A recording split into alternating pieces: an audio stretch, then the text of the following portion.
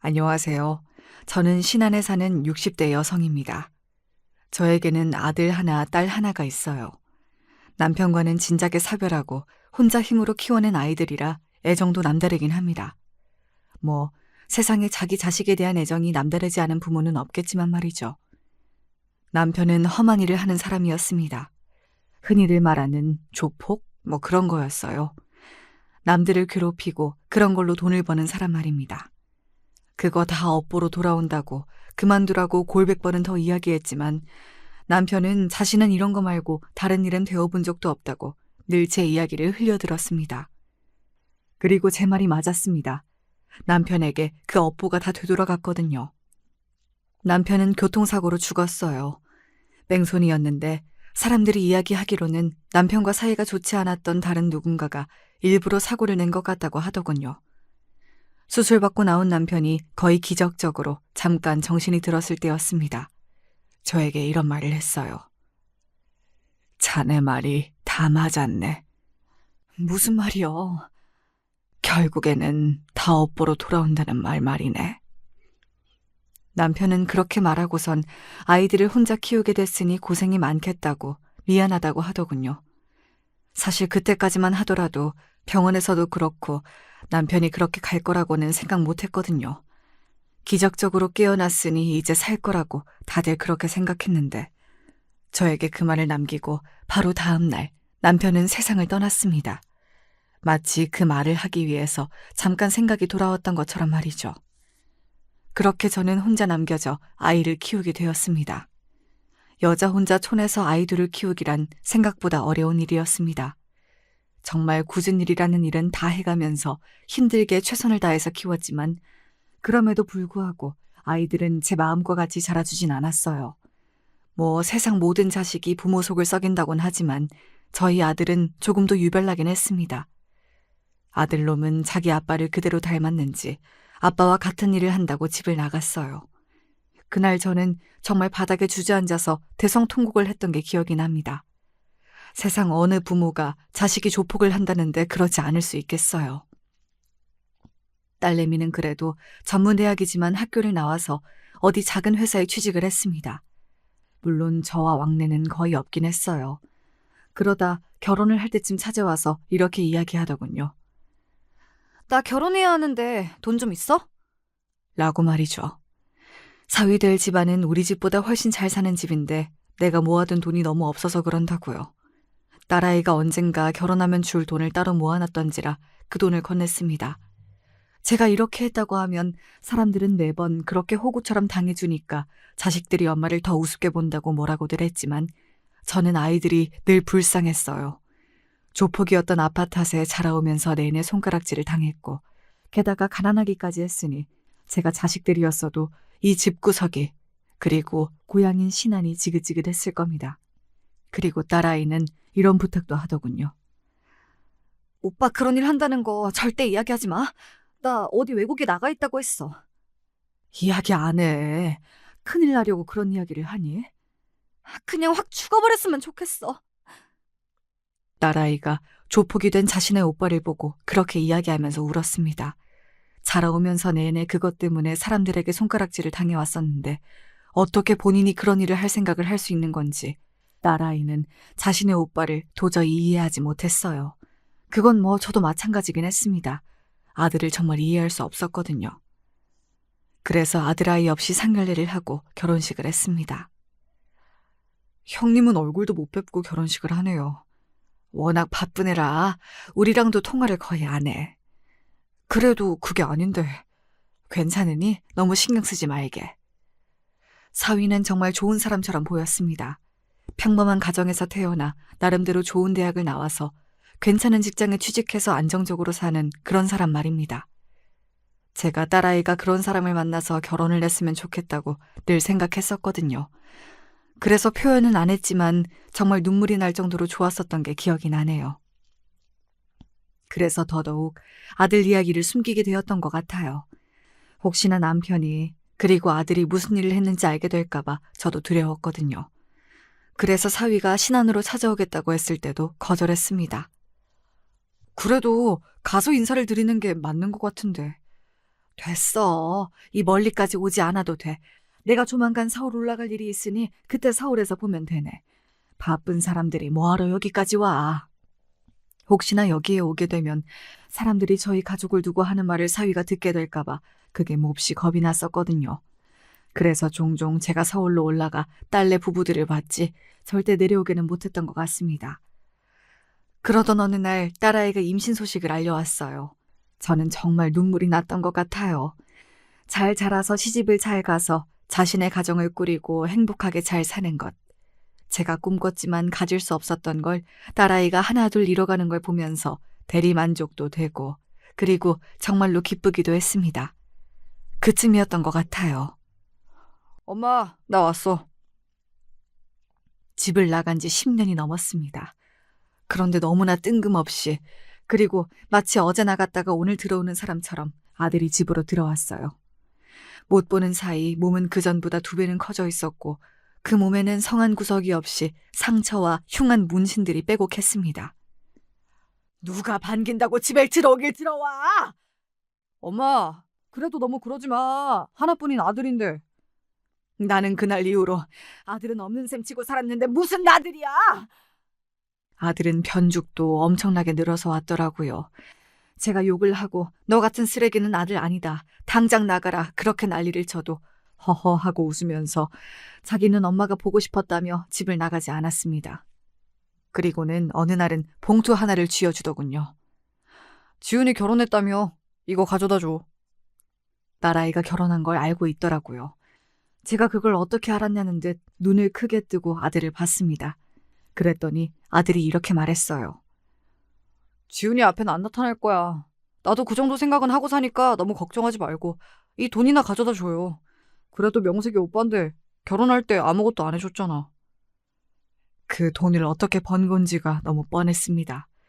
지 아빠처럼 본인보다 약한 사람들, 그리고 약점이 있는 사람들을 괴롭혀 받아낸 돈이었겠죠. 그래서 싫었지만 그냥 받아서 딸아이를 줬어요. 물론 딸아이에게는 제가 주는 돈이라고 말하고선 말이죠. 아들이 돌아오면 실을 줄만 알았는데 그래도 그런 아들이라도 돌아오니 좋은 점이 있긴 하더라고요. 혼자가 아니라서 덜 외로운 것도 있었고 그리고 든든하기도 했고 말입니다. 물론 지나갈 때마다 동네 사람들이 수군거리는 건 감수해야 했지만 말입니다. 뒤에서 수군거리지 말고 앞에서 이야기해. 내 앞에서는 찍소리도 못할 것들이 뒤에서 말들이 많아. 아들이 그렇게 소리를 지르면 다들 어디론가 슥 숨어 들어가곤 했어요. 아들아이는 한눈에 봐도 무서운 타입이긴 했습니다. 덩치도 크고 인상도 세고 온몸에 문신이 가득하고 말이죠. 지나가다 눈이라도 마주치면 슬쩍 피할 그럴 타입 말이에요. 그러던 어느 날이었습니다. 엄마, 서울에 좀 오면 안 돼? 무슨 일이 있어? 생전 먼저 저보고 오라는 소리를 안 하는 딸이었거든요. 그래서 걱정되는 마음에 바로 그렇게 물었더니 딸아이는 아무 말을 하지 않고서 있다가 그냥 이렇게 이야기를 하더군요. 아니, 내가 임신을 해서 그런가. 엄마가 해주는 밥이 먹고 싶고 기분도 우울하고 뭐 그러네. 며칠만 올라와 줄 수 있나 해서. 당연하지. 오히려 저는 그럴 때 저를 찾아줘서 너무 기뻤거든요. 그래도 딸아이가 나를 정말 부모라고 생각하고 의지하는구나 싶어져서 말이죠. 집에서 음식들을 바리바리 싸서 올라가려는데 아들이 제 손을 덥석 잡았습니다. 이거도 좀 가져다 줘.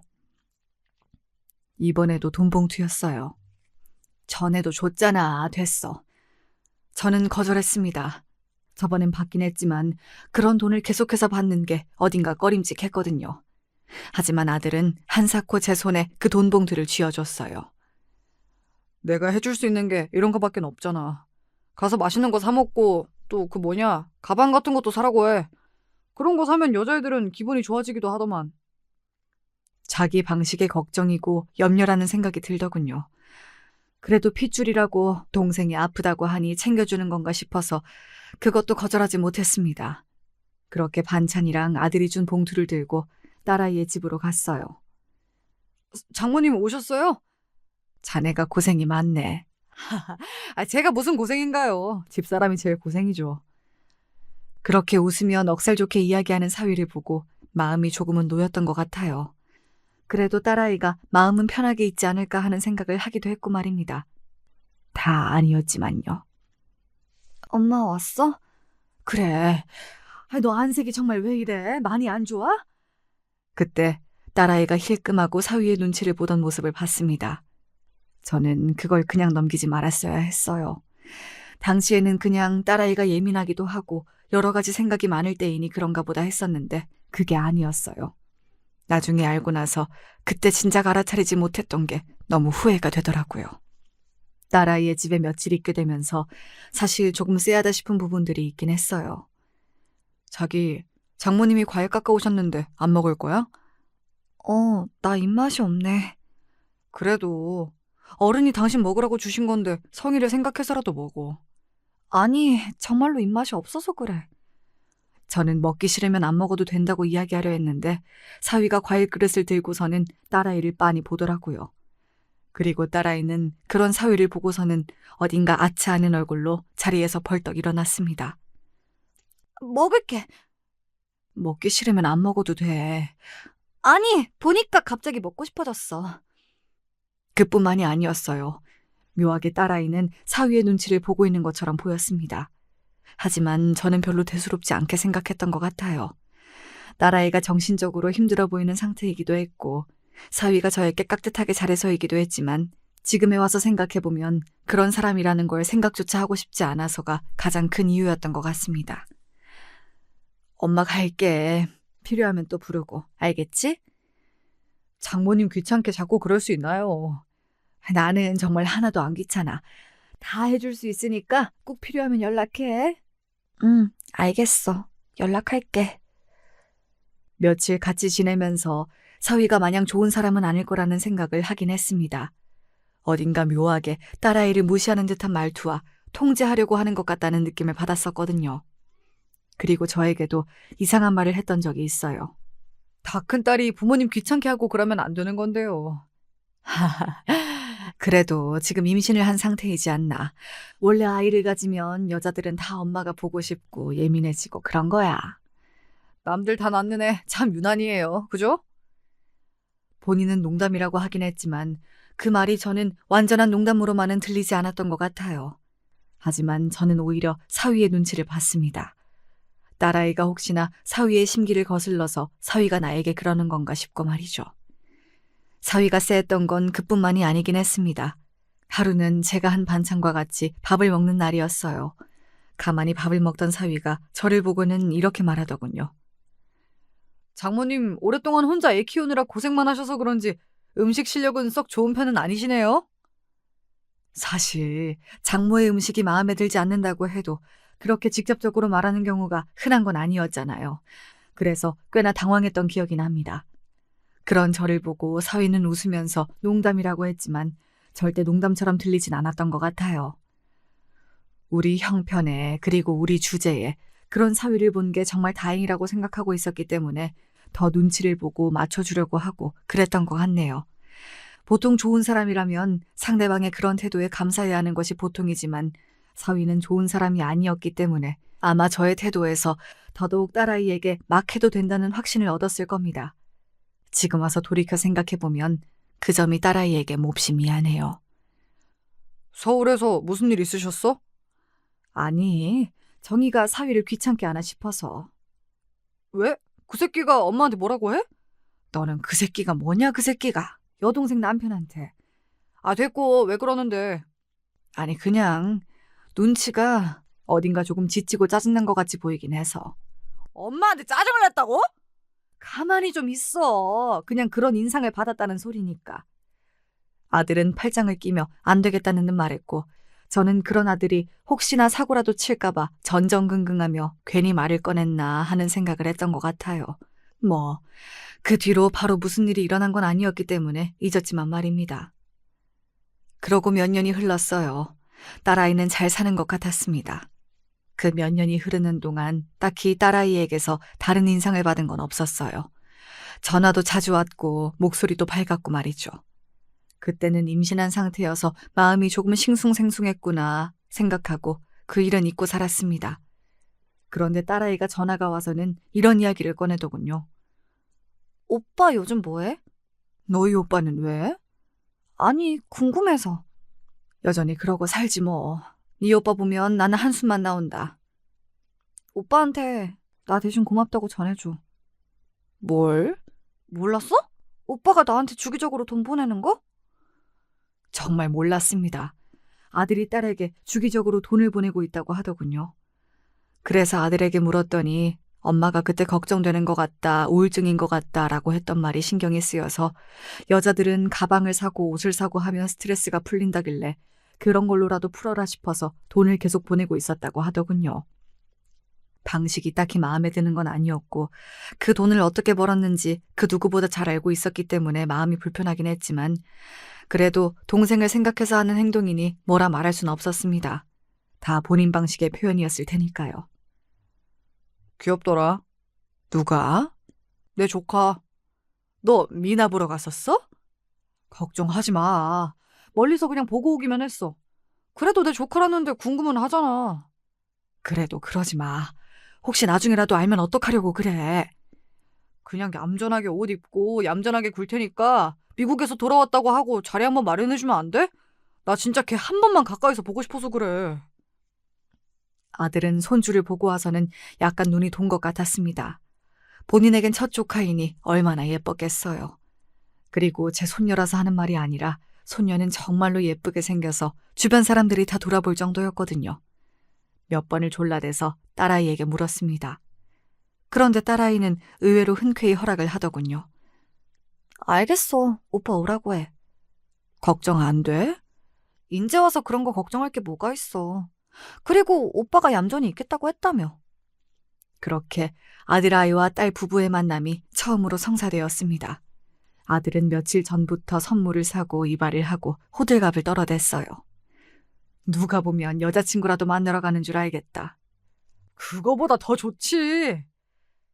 입에 귀에 걸려서는 그렇게 말하는 아들을 보고서는 마음이 좋기도 하고 어딘가 짠하기도 하고 그랬던 것 같아요. 본인이 잘만 살았으면 진작 보고도 남았을 조카를 이렇게 힘들게 이렇게 오랜 시간이 지나서야 볼 수 있는 상황이라는 게 말입니다. 아이고 형님 처음 뵙겠습니다. 그동안 이야기만 들었는데 인사가 늦어서 미안하네. 꼴에 그래도 손 윗사람이라고 그렇게 이야기를 하는 게 웃겨서 속으로 웃었던 기억이 나네요. 아들은 비싼 집에서 밥을 사고 아이에게 선물들을 안기고 그리고 내내 자기 조카에게서 눈을 떼지 못했습니다. 그렇게 좋아하는 모습은 또 처음 봐서 저런 면도 있구나 싶더라고요. 형님도 얼른 결혼하셔서 아이 낳으시죠? 나는 안 해. 왜요? 그냥 혼자 사는 게 좋아. 아마도 아들은 본인이 결혼해서 자식을 낳으면 그 자식도 자기처럼 될 거로 생각하는 모양이었어요. 언젠가 비슷한 이야기를 했던 적이 있었거든요. 무슨 대물림도 아니고 결국에는 자신도 이 일을 하게 된 게 어딘가 운명 같다고 말이죠. 그리고 대물려주고 싶진 않다는 말도요. 어쩜 이렇게 예쁠까. 얘 자라는 동안 학비나 시집 보내는 건 다 내가 해줄 테니까 예쁘게만 키워. 알았지? 그렇게 좋아? 그러게. 좋네. 핏줄이란 게 이런 건가 보다 싶고. 아들의 그런 모습을 보며 그래도 가족은 가족이구나 하고 생각했던 것 같아요. 그런 딸과 아들, 그리고 자기 딸아이를 보는 사위의 표정이 어딘가 마음에 걸리긴 했던 것 같습니다. 마음에 안 드는 듯한 얼굴을 하고 그 세 사람을 바라보고 있었거든요. 그리고 그걸 느낀 건 저뿐만이 아닌 듯 했어요. 좀 이상하지 않아? 지은이 신랑? 어디가? 그냥 뭔가 좀 사람이 좋은 사람은 아닌 것 같은데. 나 원래 그런 쪽으로는 눈치 엄청 빠른 거 알잖아. 아들은 아무래도 그런 일을 하다 보니 그런 쪽으로는 눈치가 참 빠른 편이긴 했거든요. 사실 저도 내내 느껴왔던지라 아들이 하는 이야기를 그냥 넘길 수만은 없었습니다. 그래서 언젠가 한 번은 딸아이에게 물어봤어요. 이서방, 너한테 잘해주냐? 딸의 대답이 뭐였는 줄 아세요? 바로 응이 아니라 왜였습니다. 그 대답을 듣고 알 수 있었습니다. 정말 잘해주면 무슨 일 때문에 그러냐, 잘해준다 이렇게 대답해야지 왜라고 묻진 않잖아요. 제가 몇 번을 더 캐묻자 딸아이는 한숨을 크게 쉬더니 꽤 충격적인 이야기를 시작했습니다.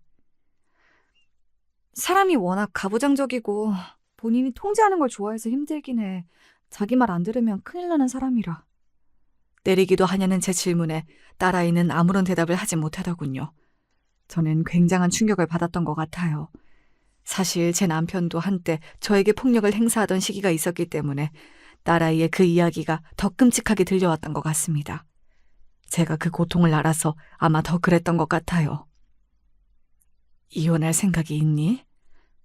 모르겠어. 또 멀쩡할 땐 멀쩡해서. 딸아이는 진심으로 헤어지는 건 고민을 하는 중인 것 같았어요. 사실 그 이야기를 듣는 순간 당장이라도 딸아이를 데리고 나오고 싶었지만 쉽사리 그럴 순 없었습니다. 사실 함부로 끼어들 수 없는 문제이기도 했잖아요. 제가 생각해낸 방법은 이거였어요. 내가 이번 주에도 너희 집에 가마. 신안에서 여기가 어딘데 너무 멀어. 그래도 불안해서 안 되겠다. 되도록 자주 딸아이의 집으로 찾아가기로 한 겁니다. 딸아이를 옆에 두고 봐야 마음이 조금이라도 편할 것 같았거든요. 하지만 그런 제 생각은 역풍 아닌 역풍을 불러오고 말았습니다. 아니, 오늘도 계시네? 술에 취한 사위가 늦은 밤 집으로 들어와 저를 보고는 그렇게 이야기했어요. 분명한 적의가 있는 표정과 말투였습니다. 저는 당황했지만 최대한 그렇지 않은 척 표정 관리를 하며 사위에게 말했어요. 손녀딸이 너무 보고 싶어서 말이지. 그렇게 말하는 저를 사위는 가만히 바라봤어요. 그러고는 비웃더니 다시 이야기를 하더군요. 이렇게 자주 오면 내가 더 짜증나는 거 몰라요? 뭐? 내가 모를 줄 알아? 당신 딸이 자기 나한테 학대받는다고 꼰지른 거 아니야. 그래서 불안해서 이렇게 올라와 있는 거 내가 모를 줄 아느냐고. 딸이나 애미나 진짜 더럽게 멍청해서는. 자네 지금 뭐라고 했나? 더럽게 멍청하다고 했다. 왜? 나는 당신 온다는 연락 못 받았으니까 당장 내려가세요. 이 말은 멍청해도 알아듣죠? 에? 나는 우리 딸이랑 손녀 보러 온 거네. 이대로 못 가. 왜요? 장모님도 저한테 한 대 맞으실래요? 그 말에 그 자리에서 망부석처럼 굳었던 것 같아요. 그런 말을 저에게조차 아무렇지 않게 한다는 건 딸아이에게 어떻게 한다는 건지 정말 단번에 짐작이 갔습니다. 자네, 우리 딸한테도 이러나? 아이씨, 그게 너랑 무슨 상관인데? 우리 결혼할 때 뭐 하나 제대로 해준 것도 없고 물려줄 재산이 있는 것도 아니고 부모 노릇이라고는 하나도 못하는 인간이 왜 자꾸 부모 대접을 받으러 들어? 그때부터는 무슨 말을 할 수도 없이 어버버거리고만 있었던 것 같아요. 사위가 맺는 모든 말이 충격과 공포 그 자체였거든요. 네가 이러면 이럴수록 네 딸은 나한테 더 맞는다고 알아? 자네 이러면 내가 우리 아들한테 말할 수밖에 없네. 제가 사뭇 진지한 얼굴로 말했습니다. 아들아이는 덩치가 크고 날카롭게 생기긴 했지만 사위와 만날 당시에는 최대한 얌전하게 입고 가서 조용히 아이만 보고 왔기 때문에 사위는 제 아들이 그런 일을 한다는 걸 정말 상상조차 하지 못하고 있었어요. 그랬으니 그런 말을 할 수도 있었던 거겠죠. 네 아들한테 말하면 뭐가 달라져? 아, 진짜 이 할망구 웃기네. 네 아들이 나한테 와서 나를 패기라도 한다는 거야, 뭐야. 그러면 나는 신고할 건데? 제 생각인데 사위는 분명히 중간에 술에서 깬 것 같았어요. 그래서 아마 어느 정도 이후부터는 술 기운이 아닌 진심으로 생각하고 있던 걸 뱉는 거였을 겁니다. 앞으로 우리 집에 이렇게 오지 마. 알겠어? 안 그래도 드나들 때마다 수준 떨어지는 것 때문에 짜증나 죽을 것 같은데 이제는 막 연락도 없이 찾아온다는 게 소름이 끼친다. 꺼져. 꺼지라고! 사위는 그렇게 이야기하며 저를 밀어냈습니다. 저는 사위에게 붙잡혀 문 밖으로 쫓겨났어요. 아들 버린 남자에게 거의 멱살이 잡혀서 질질 끌린 채로 문 밖으로 버려지는 기분은 생각보다 더 처참하더라고요. 그리고 그게 사위라서 더더욱 말입니다. 집으로 돌아오는 내내 눈물이 멈추지 않았던 것 같아요. 아무 말을 못하고 구석에서 울고만 있던 딸아이의 얼굴이 눈에 너무나 밟혔습니다.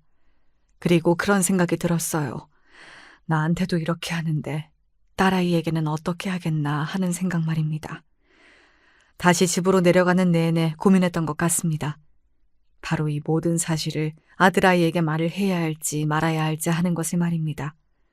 물론 당연히 말을 하는 게 맞고 많은 분이 그게 고민할 거리가 되냐 하시겠지만 저희 아들은 조폭이에요. 눈이 돌면 사람에게 무슨 짓을 할지 모르는 아이였습니다. 저는 사위 새끼가 걱정이 되는 게 아니라 제 아들이 걱정이 되는 거였습니다. 혹시나 무슨 일을 치를까 봐 하는 걱정 말이죠. 그런 고민들을 하며 집으로 갔는데 아들이 집 거실에 누워서 텔레비전을 보고 있더라고요. 며칠 있다가 온다고 하지 않으셨어? 뭘 이렇게 금방 와? 제가 아무 대답이 없자 아들이 벌떡 일어나 저에게 다가왔습니다. 그러고는 제 표정을 보고서는 그 자리에서 굳었어요. 무슨 일 있어? 아들이 그렇게 묻는데 저도 모르게 눈물이 후두둑 하고 떨어졌습니다. 정말 후두둑 하고 말이에요. 그리고 제 입에서 오늘 있었던 일에 관한 이야기가 쏟아져 나왔어요. 저는 그런 경험은 처음 해보는 거였습니다. 저도 모르게 말이 막 나오더라고요. 아마 많이 억울하고 서럽고 그런 마음이라 그랬던 것 같아요. 아들은 의외로 제 말을 듣는 내내 침착했습니다. 저는 바로 뭐라도 손에 들고 서울에 가겠다고 설치는 건 아닌가 걱정한 것과 달리 아들은 굉장히 침착했어요.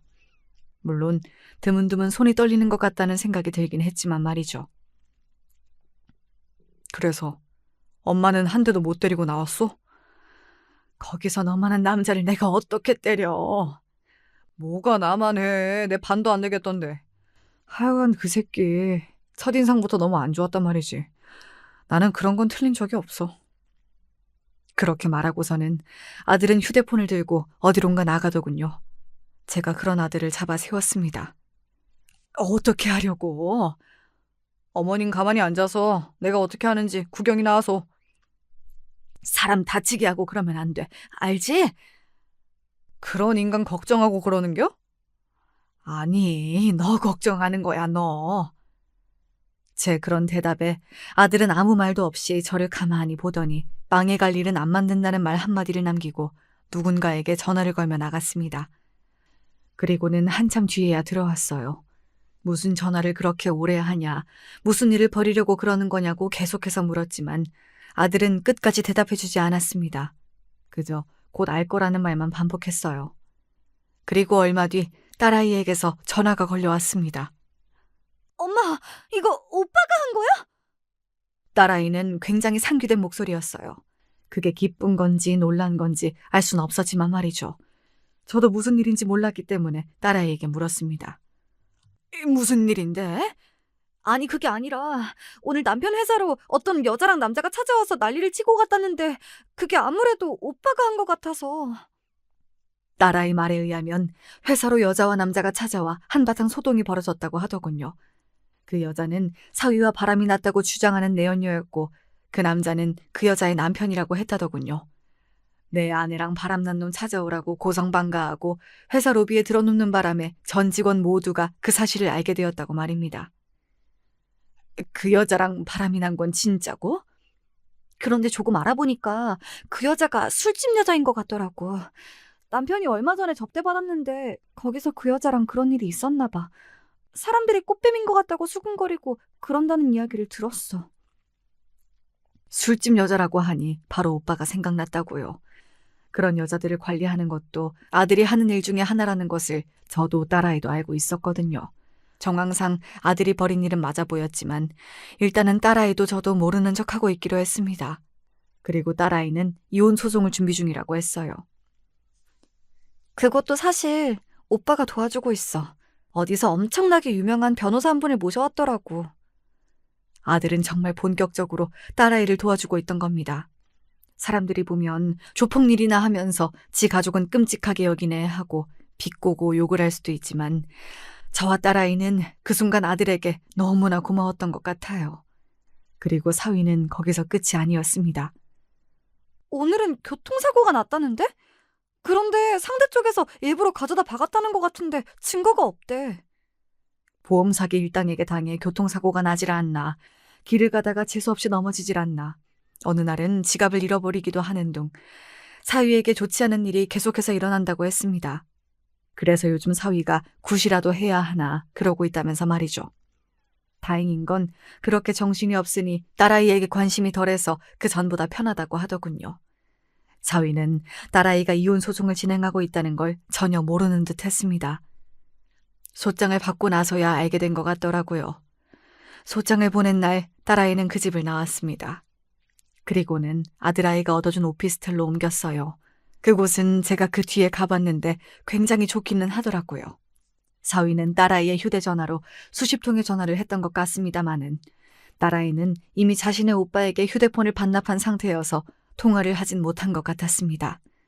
제가 이틀 뒤쯤 딸아이가 있는 곳으로 갔을 때는 심지어 문 앞에 누군가 한 명이 서서 딸아이가 지내는 곳을 지키고 있었어요. 아이고, 어머님!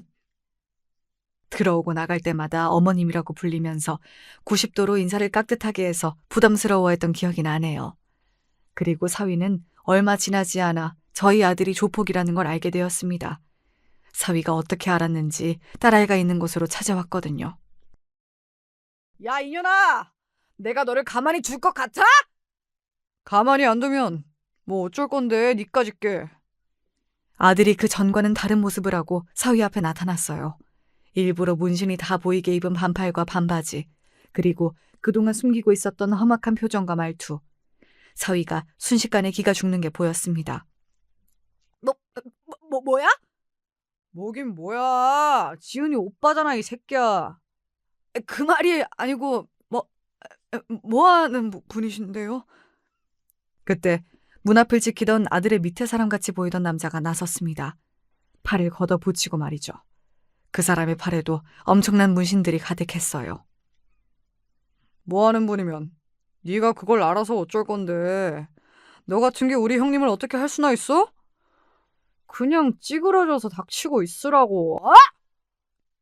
사위는 명백하게 쫀 게 보였습니다.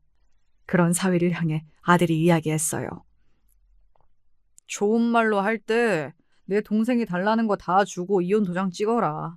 안 그러면 너 정말 피 보는 수가 있다. 알겠어? 아들이 소리를 지르며 대답하라 했지만 무서웠던 건지 아니면 차마 그렇게는 하라고 못하겠던 건지 사위는 아무 대답을 하지 않더군요. 그래서 아들이 다시 한번 소리를 질렀습니다. 그 소리는 너무 커서 저도 화들짝 놀랐었던 것 같네요. 대답 안 해, 이 새끼야! 네, 알겠습니다. 사위는 그러고 주랭랑을 쳤어요. 아마 엄청나게 겁을 먹었을 겁니다. 원래 그렇게 자기보다 약한 사람을 괴롭히면서 산 사람들이 자기보다 강한 사람이 나타나면 엄청나게 쫄고 겁을 먹고 그러더라고요. 아들이 보통 내기가 아니라는 것 또한 바로 알 수 있었을 거고 말이죠. 그리고 며칠 뒤 사위는 달라는 건 다 줄 테니 제발 이혼해달라고 사정하러 찾아왔어요.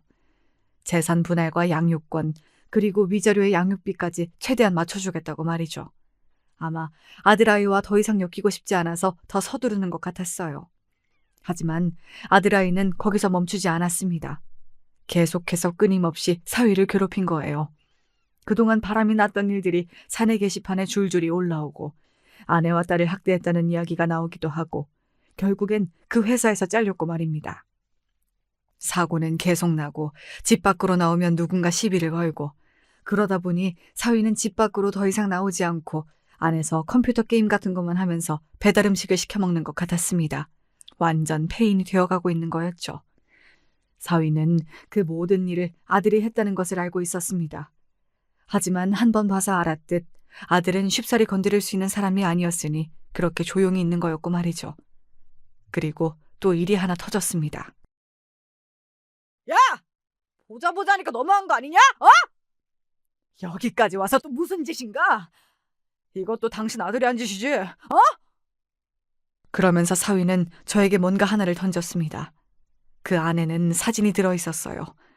그리고 그 사진에 찍힌 사람은 사위가 아니라 사돈댁 사람들이었습니다. 그들의 각종 어두운 비밀들이 가득한 그런 내용들이었지만요. 뭐 어둡다 해서 대단히 큰 범죄를 저지르거나 했다는 게 아니라 이런 거 말입니다. 불륜이라든지 사기를 당해서 빚이 생겼다든지 그리고 그걸 사돈 처녀의 예비시댁에서 알게 되어서 그 결혼이 파투가 났다든지와 같은 것들이요. 그 중에서 가장 큰 건 사돈댁에 살던 집이 집주인이 바뀌면서 당장 내일 집을 나가라 한 것이었어요. 원래 사돈댁이 그 근방에서 가장 싸게 그 집에 살고 있었다고 했거든요. 집주인과 친분이 있어서 말입니다. 그런데 집주인이 바뀌면서 잘 살고 있던 집에서 쫓겨나게 된 겁니다. 그리고 그 새로운 집주인은 당연히 저희 아들이었고 말이죠. 네가 제대로 살았으면 이런 일 없잖아. 너한테 그런 소리 듣고 싶지 않은데? 조폭 주제에 누굴 가르치려 들어? 사위는 그쯤 되니 그냥 막 가자고 나오는 것 같았어요. 아들이 그러거나 말거나 이제 본인도 눈에 보이는 게 없는 것 같았습니다. 아들은 그런 사위를 보며 웃었습니다. 사위는 그런 아들을 보고 눈이 돌아간 듯 보였어요. 웃어? 웃어? 그렇게 이야기하며 사위가 얼굴을 주먹으로 한 대 쳤어요. 물론 아들은 넘어지기는커녕 휘청거리지도 않고 그 자리에 박혀있듯 여전히 서 있었지만 말입니다. 그리고 아들은 뒤를 돌아보고 이렇게 말했어요. 찍었냐? 예, 형님. 오케이. 그러면 지금부턴 쌍방이다. 선빵은 네가 먼저 친 거고. 아들이 그렇게 말했고 무슨 말인지 알아듣느라 다들 고개를 갸웃하는 사이 아들이 사위에게 달려들었습니다. 그리고 정말 무슨 두들겨 맞는다는 게 이런 거구나 싶게 많이 두들겨 맞았어요. 사위는 당연히 덩치나 힘이나 모든 것들이 아들에게 뒤졌기 때문에 아들을 제대로 한번 때릴 수조차 없었고 말입니다.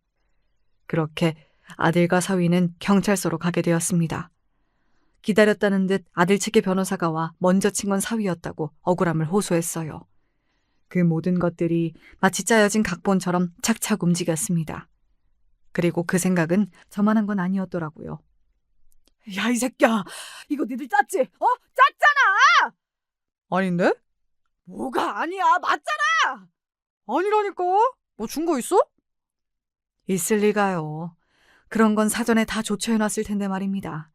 사위의 식구들, 그러니까 사돈댁 사람들이 하나둘 와서 조이 쪽에 뭐라고 하려고 했지만 아들과 아들 옆에 서 있는 그 아들의 밑에 직원의 변호사를 보고 말문이 막혀 뻐끔거리기만 하더군요. 그렇게 저희가 먼저 경찰서를 나왔습니다. 오빠, 고마워. 딸아이가 처음으로 아들에게 고맙다고 하는 것 같았어요. 그동안은 오빠가 하는 일이 싫고 마음에 들지 않기도 했을 테지만 그간 미워하고 원망했던 게 새삼 부끄럽기도 해서 더더욱 그런 말은 쉽게 하지 못했을 거라고 생각하거든요. 이렇게 생각하면 그 일이 우리 가족에게 준 게 크긴 하네요. 아들과 딸아이가 화해 아닌 화해도 했고 가족의 소중함을 어느 정도 일깨워주기도 했고 말입니다. 사위는 아들을 빵에 넣어야 한다고 난리를 쳤지만 그렇게 되지 않았습니다. 그리고 그 변호사가 어찌나 능력이 좋던지 선빵 합의금까지 받은 것 같더라고요. 아들은 돈이 많았어요. 합의금 받자고 이 모든 일을 저지른 건 아니었습니다. 단순히 사위를 어떻게 하면 더 많이 그리고 짜증나고 열받게 만들 수 있을까를 아들이 고민하다 이렇게 하기로 한 것 같았거든요. 보통 사람이라면 거기서 끝냈을 텐데 저희 아들의 신념은 대단했어요. 사위가 이사하면 이사를 하는 곳을 쫓아가 그 동네에 발을 못 붙이고 살 만한 상황을 만들었고 새로운 회사에 취직해도 마찬가지로 소문을 다 퍼뜨려 그 회사를 쑥대밭으로 만들었습니다. 꾸준히 사람을 시켜 사위를 감시하게 했고 그리고 그걸 사위가 다 알게 했어요. 그거 아시나요? 누군가 자신을 감시하고 있다는 걸 알고 그 느낌을 받는 것만으로도 사람의 스트레스 수치가 엄청나게 올라간다는 사실을 말입니다. 아들 말로는 실제로 이 방법을 썼을 때 빌려간 돈의 이자를 가장 많이 받을 수 있다고 하더군요. 사람들이 지치고 힘들어서 그냥 가지고 있는 돈을 다 주는 쪽을 택한다고 말입니다. 사위는 정신병이 올 것 같다고 제발 그만하라고 하는 건 다 하겠다고 울고불며 아들을 찾아왔다고 했어요. 그런 아들이 사위에게 진지하게 한마디를 했다고 합니다. 너 내 동생한테 사과는 했냐? 라고 말이죠. 그랬습니다. 사위는 정작 저희 딸아이에게는 아직 제대로 된 사과 한마디 하지 않았어요. 소송을 하는 과정에서조차 말입니다. 아들도 그걸 알고 있었던 모양이더라고요. 내가 죽을 죄를 졌어. 당신한테 그러면 안 되는 거였는데. 네가 한 잘못이 얼마나 큰 잘못인진 알아? 나도 지금 네가 고통스러워하는 것만큼 고통스러웠어. 그거 아냐고. 너무 잘 알고 있어. 그리고 나 정말로 반성하고 있거든. 그러니까 제발 네 오빠한테 그만 좀 하라고 전해주라. 하지만 아들은 전혀 사위의 그런 말을 들어줄 생각이 없었지만 말이죠. 감히 내 식구들을 건드린 걸 나는 용서를 할 수가 없어. 지구 끝까지 쫓아가서 죽을 때까지 내가 넌 가만 안 둔다. 알겠어? 그 소리를 듣는 사위의 표정이 어지간히 절망적이었다는 말을 전해 들을 수 있었습니다. 그리고 얼마 뒤에는 사돈댁이 단체로 우르르 찾아오기도 했어요. 사실 사돈댁에서 저희 아들의 직업을 알고 나서 처음 얼굴을 보게 되었을 때 저희에게 적반하장도 유분수라며 길길이 날뛰었거든요.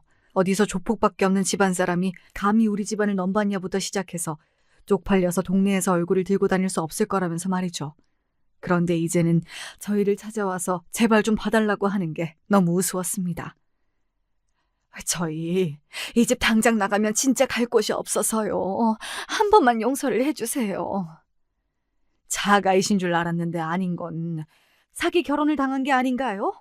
그 말을 굳이 한 건 사돈댁이 마치 비싼 집이 자신의 집인 것처럼 굴면서 저희 집을 은은하게 계속 무시해왔기 때문이었습니다. 그런데 이번 일로 그 집이 자가가 아니라 전세인 것도 알게 되었던 거고요. 그때 한 말은 잊어주세요. 그리고 정말로 죄송했습니다. 따지고 보면 저희가 잘못한 건 아니지 않습니까? 맞아요. 그 빌어먹을 놈이나 잡지 저희 집은 제발 가만히 놔둬주시면 안 될까요?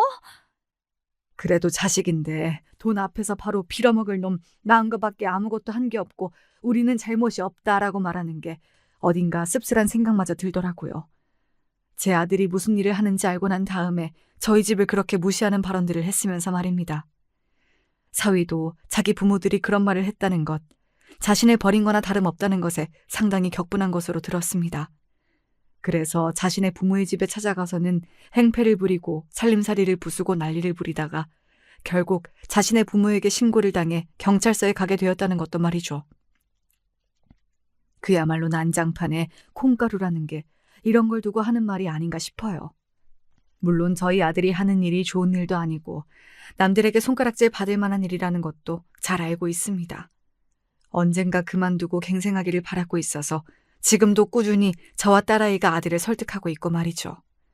한 번 깊게 발을 들여놓은지라 쉽사리 빠져나올 수 없는 것 같지만 말입니다. 사위는 그러고 나서 자신의 부모와 완전히 연을 끊은 것 같았습니다. 그 배신감이 엄청났다고 들었는데 사위가 그런 놈인 걸 떠나서 부모에게 그런 식으로 버림을 받는 건 굉장히 충격일 거라는 생각이 들긴 했어요. 저는 아들이 그렇게 사는 걸 알았어도 사실 연을 아예 끊지는 못하고 늘 어느 정도는 붙잡고 있었거든요. 사실 부모 자식 간이라는 게 그렇잖아요. 절대 쉽게 끊을 수 없고 끊어지지도 않는 그런 관계 말입니다. 아무튼 사위는 정말 모든 것을 다 잃었습니다. 집도 직업도 친구도 그리고 심지어는 가족도 말이죠. 아마 평생을 후회하거나 혹은 괴로워하거나 아니면 둘 다 하는 채로 살아가게 될 거예요. 그리고 또 죽을 때까지 저희 식구들, 특히 아들을 잊진 못할 겁니다. 저와 딸아이는 그거면 됐다라고 생각하고 아들에게 더 이상 하지 말라고 이야기는 했어요. 물론 아들은 그러겠다고 대답하진 않았지만요. 아마 아들은 더 할 수도 있다고 생각은 합니다. 그러지 않기를 바라지만 말이죠. 저는 이제라도 아들이 남들처럼 살기를 진심으로 바라고 있거든요. 본인은 그렇게 살 수 없다고 이미 늦었다고 이야기하지만 저는 늦지 않았다고 생각해요. 그렇게 생각하는 큰 이유 중에 하나가 사실 아들이 자기 조카인 소녀를 볼 때입니다. 정말 눈에 사랑이 가득하고 뭐 하나라도 주고 싶어 하고 그런 게 보이거든요. 정말로 많이 아끼고 사랑하는 게 보여서 저렇게 어린아이에게 사랑을 줄 수 있는 사람이라면 근본은 좋은 사람일 거로 생각하고 있어요. 사실 저희 남편이 그러기도 했고 말입니다. 그래서 저는 오늘도 열심히 아들을 다양한 방법으로 설득 중이에요. 직접 말로 하기도 하지만 손녀와 놀게 하면서 세상을 조금 따뜻하게 봤으면 하기도 하고 그러다 보면 달라지고 싶어지지 않을까 하는 생각도 들어서 말이죠. 소중한 게 생기면 사람이 달라지기도 하잖아요. 오늘 제 이야기는 여기까지입니다. 아마 그 누구도 사위의 이런 결말을 예상하지 못했을 거예요. 당연하죠. 이런 걸 누가 예상이나 하냐고요. 알고 봤더니 아내의 친오빠가 조폭이라 상상도 못할 방식으로 복수를 당한다. 이렇게 이야기하니까 어디 뭐 영화나 드라마에서나 나올 법한 이야기긴 하네요. 사실 그래서 사연을 쓰게 된 것도 있습니다. 많은 분들이 우아하고 들어주실 것 같아서 말이죠.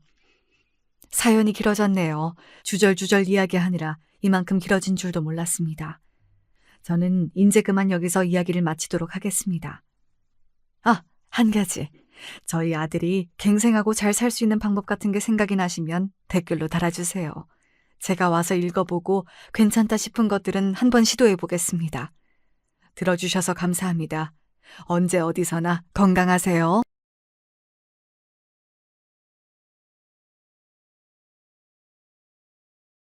안녕하세요. 저는 동작구에 살고 있는 40대 주부입니다. 제 일은 아니지만 요즘 마음이 너무 뒤숭숭해져서 어디든 터놓고 싶어 이렇게 사연을 보냅니다. 다름이 아닌 저의 시댁 때문인데요. 사실 시집살이 같은 문제면 지인들에게 몇 번 욕하고 끝내겠지만 그런 일차적인 상황이 아니에요. 여기에 일단 우리 시어머니 얘기를 빼놓을 수 없으니 먼저 시작해 볼게요. 저희 어머니는 우리 부부가 결혼할 무렵부터 뭔가 수심이 그득해 보이시고 건강도 안 좋아 보이셨어요. 저희 친정엄마도 그걸 보고 꽤 걱정하는 눈치셨고요. 지영아, 네 시어머니 어디 아픈 거 아니니? 얼굴색이 엄청 어둡고 안 좋아. 네 막내 이모가 건강 안 좋을 때 저랬는데 나이도 뭔가 그 또래인 것 같고 말이야. 상견례 때도 보니 좀 울상이더라고. 그렇다고 뭐 까탈스러워 보이는 타입은 아닌데 네가 볼 땐 어때? 내가 그동안 우리 어머니 갖고 뭐 딱히 얘기한 게 없잖아. 결혼 준비할 때도 이래라 저래라 하신 것도 없고 진짜 말이 엄청 없으셔. 대신 답답하긴 하지. 내가 제대로 하고 있는 건가 아닌가 그런 확인이 전혀 없으니까. 저희 어머니는 키도 한 170 정도 되시고 그 시대 여자분 치곤 확실히 호리호리하고 눈에 확 들어오는 타입이었어요. 미인상은 아니시지만 아무튼 인상이 나쁘진 않았는데요. 저도 약간 염려한 부분이 있었답니다. 소위 요즘 남편감 얻을 때 효자인지 아닌지 잘 봐야 된다 그러잖아요. 이때 남편이 엄청 자기 엄마 걱정을 했거든요. 나는 우리 엄마가 좀 짜네. 당신도 보면 알겠지만 우리 아버지 성격이 엄청 세거든. 저렇게 자기 주장 강하고 본인 말만 해야 되는 타입이라 엄만 매번 눌려서 지냈어. 초반에 하도 남편이 이런 얘기를 하면서 자꾸 저보고 툭하면 시댁에 가자는 거예요. 그러니 저도 불만이 많을 수밖에요. 나도 우리 친정에 종종 가곤 하지만 내가 언제 당신더러 가자고 한 적 있어? 효도는 제발 좀 각자 알아서들 하자. 왜 자꾸 본인이 못한 효도를 배우자 시켜서 하려 그래? 당신이 어머니 챙기면 되는 거야. 내가 왜 명절도 아닌데 자꾸 들락날락 해야 돼? 그런데 이 효자 남편은 아랑곳 않고 절 자꾸 시댁에 데려갔고 나중엔 외려 어머니가 귀찮아하시더라고요. 아이고, 뭘 그렇게 자주 볼라 그래. 니들도 집 정리하고 할 일들도 많지 않냐. 정민이 너도 그만 좀 드나들어. 안 와도 돼.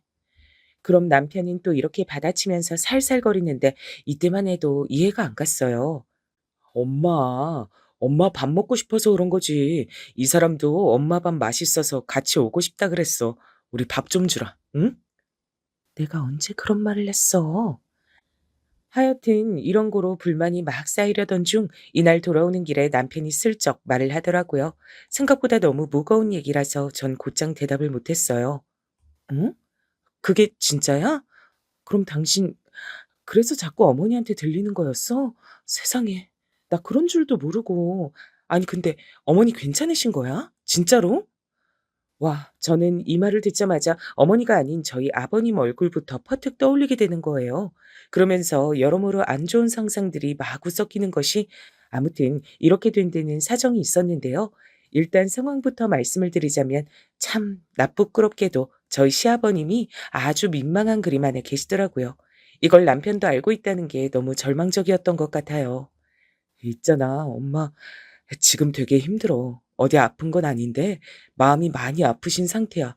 이런 얘기 당신한테 하기 좀 그랬는데 아무래도 이해를 좀 받아야 될 것 같아서.